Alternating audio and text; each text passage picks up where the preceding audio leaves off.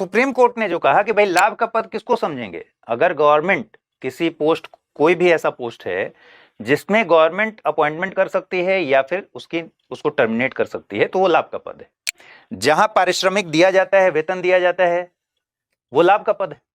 जहां जो पद पर बैठा हुआ व्यक्ति है वो कोई प्रशासनिक या फिर वित्तीय अधिकारिता रखता है, तो वो लाभ का पद है। सीधी सी बात है। 2005 में जया बच्चन को लेकर यह विवाद ऊपर आया और कहा गया कि ये यूपी के फिल्म डेवलपमेंट कॉरपोरेशन की चेयरपर्सन है।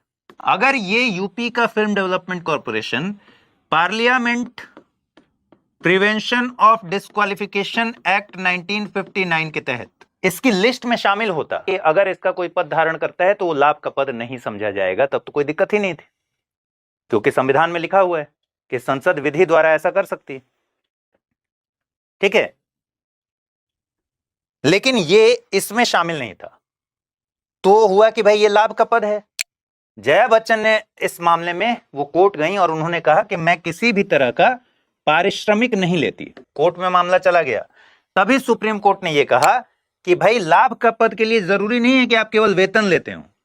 अगर आप किसी ऐसे अथॉरिटी में हैं, किसी ऐसे संस्थान से जुड़े हुए हैं, कोई ऐसा पद धारण करते हैं लाभ का जिसमें गवर्नमेंट का की जिम्मेदारी है या ताकत है कि अपॉइंटमेंट करे और टर्मिनेशन कर दे, तो वो लाभ का पद है।